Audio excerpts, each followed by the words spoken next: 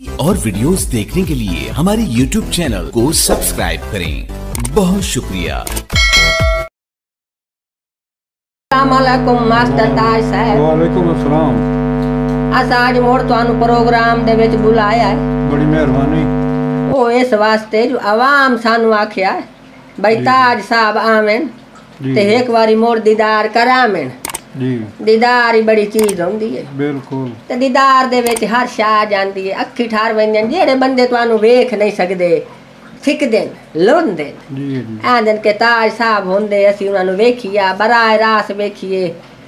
ए भाई मारका जिंदा है सही सलामत हैं। अल्लाह ताला इन्हां दी जिंदगी करे।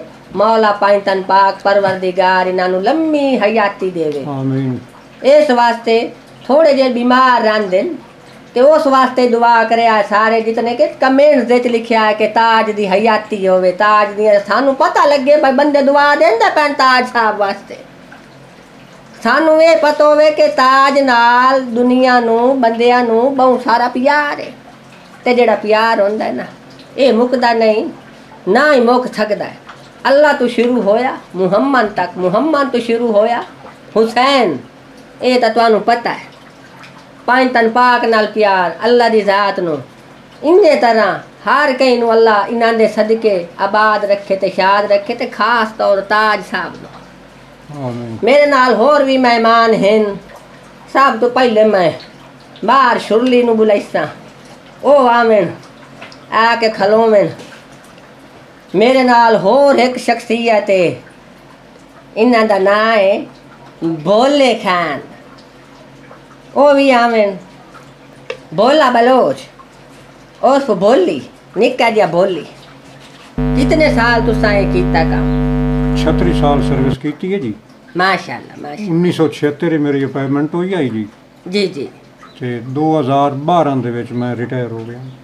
पेंशन मिलती पई? बिल्कुल मिलती पई ये अल्हम्दुलिल्लाह। हुकूमत बड़ा चंगा कीता है भाई पेंशन देन अल्लाह इस हुकूमत नु शात आबाद रखे साडे प्यारे पाकिस्तान नु। अच्छा ये मुड़ तुहानू शौक लगा। अच्छा शादी तुहाडी हिक्को होई है? जी हिक्का शादी की। मैं भी तो सुनिया भाई ताज साहब दियां 2 शादियां ने मुड़ गल्लां पुछी हुई चंगी होंदी। एक ही शादी है जी सिर्फ अपने रिश्तेदारों च हुई है जी। माशाअल्लाह जी। अच्छा बच्चे कितने ने तुहाडे? 6 पोतरे ने जी एक बच्ची है जी। माशाअल्लाह। तुहाडे बच्चियां चों भी किसी नू शायरी दा शौक लगा? नहीं कोई नहीं। उन्हां खुद शौक नहीं रखिया या तुसां उन्हां नू इस पासे आवन नहीं दिता?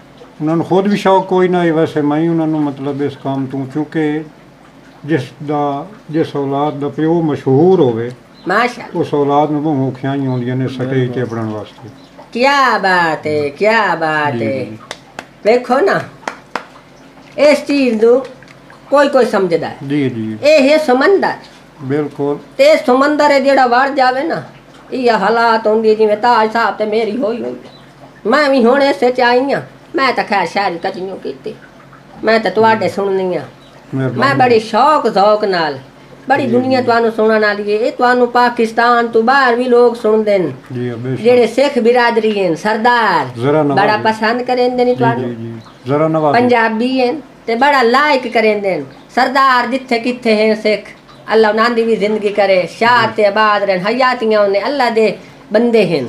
अच्छा ये गल तां आ गई इत्थे तुसा शागिर्द भी बनान ताज साहब? जी हाँ शागिर्द ही हैं जी। उन्हां दा नाम थोड़ा जिहा ला दी आज मैं उच्चा सुननी हां।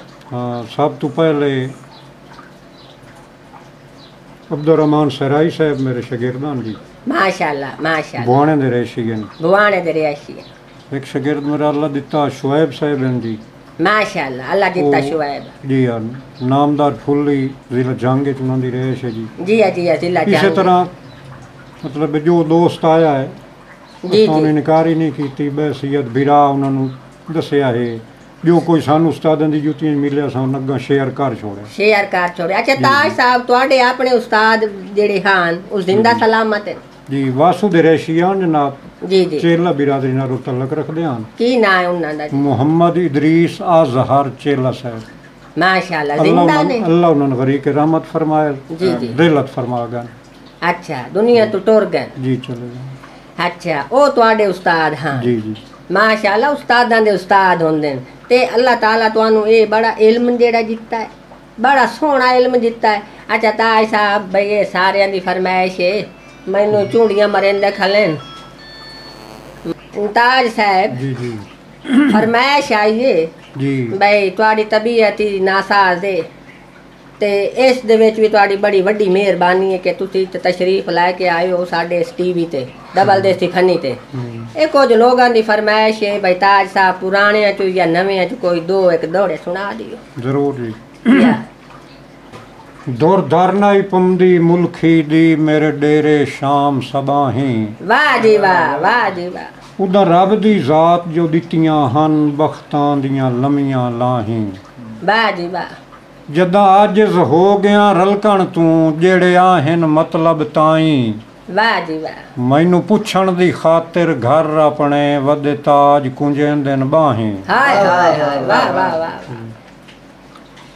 ਇੱਕ ਹੋਰ ਤੇ ਸੁਣਾਓ ਤੇ ਮੋੜ ਤੁਹਾਨੂੰ ਜਦਾਂ ਬਖਤ ਹਨ ਪੈਰ ਚੁਮੈਂਦੇ ਰਹੇ ਕਾਇਨਾਤ ਦੇ ਸੱਜਣ ਤਮਾਮੇ ਹਾਏ ਹਾਏ ਧੰਮੀ ਆਵਣਾ ਵਕਤ ਪਰਸਤਾਂ ਦੀ ਮਾਇਆ ਕੋਲ ਗੁਜ਼ਰਨੀ ਸ਼ਾਮ ਹੈ ਵਾਹ ਜੀ ਵਾਹ ਆਏ ਹਕਲਾਂ ਮਾਰ ਕੇ ਕਮਲਿਆਂ ਤੇ ਜਦਾਂ ਗੁਰਬਤ ਦੇ ਅਯਾਮ ਹੈ ਹਾਏ ਮਤਾ ਮੰਗਦਾ ਤਾਜ ਇਮਦਾਦ ਹੋਵੇ ਦਿੱਤੇ ਲੱਗਦਿਆਂ ਛੋੜ ਸਲਾਮ ਵਾਹ ਵਾਹ ਵਾਹ ਵਾਹ ਵਾਹ ਅੱਛਾ ਤਾਜ ਸਾਹਿਬ ਇਹ ਤਾਂ ਤੁਸੀਂ ਸੁਣਾ ਇੱਕ ਹੋਰ ਜਿਹੜਾ ਹੈ ਨਾ ਪਿੱਛੋਂ ਭਜੀਆਂ ਸੰਗੇ ਨਹੀਂ ਬਣਦੇ ਜਦੋਂ ਦਾ ਮੇਰਾ ਘਰ ਵਾਲਾ ਫੋਟ ਹੋਇਆ ਨਾ ਮੈਂ ਕਬਰ ਤੇ ਪਾ ਜਵੇ ਕਿ ਮੈਨੂੰ ਮੁਲਖਾ ਸਮਝਾਇਆ ਭਾਈ ਪਿੱਛੋਂ ਭਜੀਆਂ ਉਹ ਨਹੀਂ ਆਉਂਦੇ ਮੈਨੂੰ ਤਾਂ ਮੁੜ ਆਪਣੀਆਂ ਯਾਦਾਂ ਜੇ ਨੂੰ ਸਰਦਾ ਦੋ ਹਰਫੀ ਗੱਲ ਹੈ ਜਿਵੇਂ ਉਹ ਆਧਈ ਉਂਝ ਹੋਵਨ ਜਿਵੇਂ ਉਹ ਆਧਈ ਉਂਝ ਹੋਵਨ ਮਾਰ ਵੰਨ ਉਹਦੀ ਜਿੱਥੋਂ ਤਾਈਂ ਜਾਣ ਸਿਆਣ ਸੁਣੀ ਵੀ ਸਾਰੇ ਲੱਗਦੇ ਲੈਂਦੇ ਢੋਵਨ ਹਾਏ ਹਾਏ ਹਾਏ